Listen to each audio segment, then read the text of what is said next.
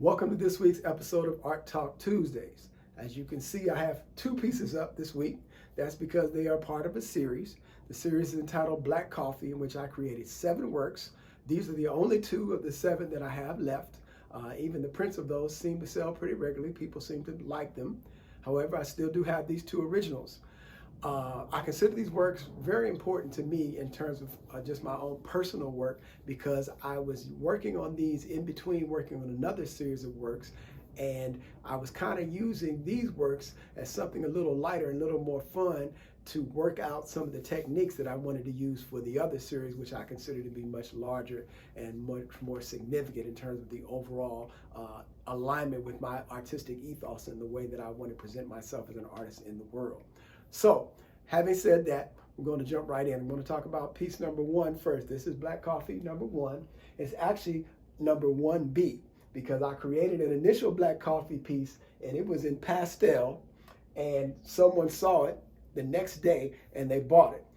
I liked it, so I decided to create another one. This one is in watercolor.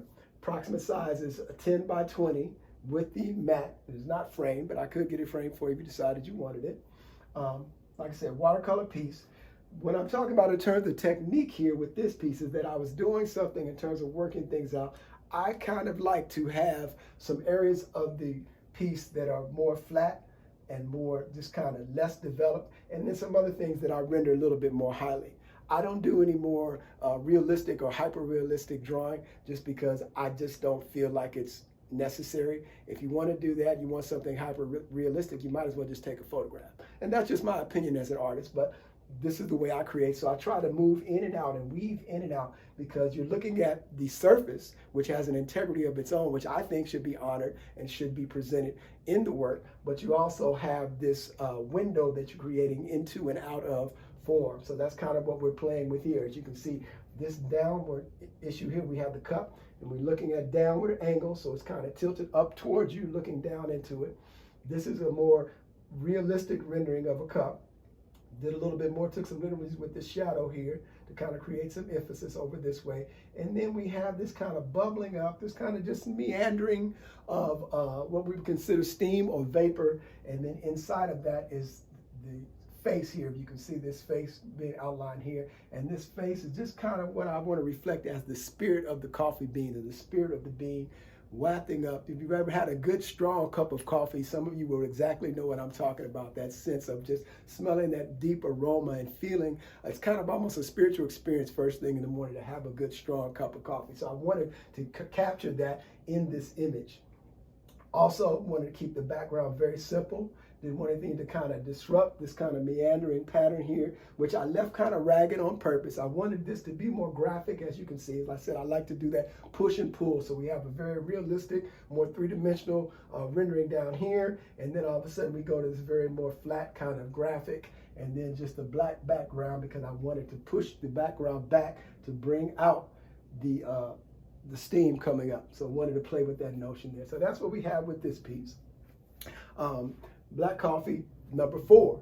This one, as you can see, is an acrylic. It's 12 by 12, so it's a square. Just kind of playing around with the paint here. I wanted this one to be a little bit more whimsical, a little bit more fun, hence the use of the kind of odd kind of color palette, but I kind of like it. I think it does what I needed to do. So once again, playing with this whole idea, this technique of some highly detailed areas here, very realistic rendering here around in the cup, around here, and then all of a sudden we get to the very flat kind of graphic, more fun kind of steam wafting up here, and this kind of looks like a puzzle piece, which I did on purpose because I said I wanted to make it look fun, a little bit more at ease. This one seems a bit more serious, and this one's a little bit more at ease. Once again, the cup is tilted slightly upward, so we're looking down, having a bird's eye view down into the cup.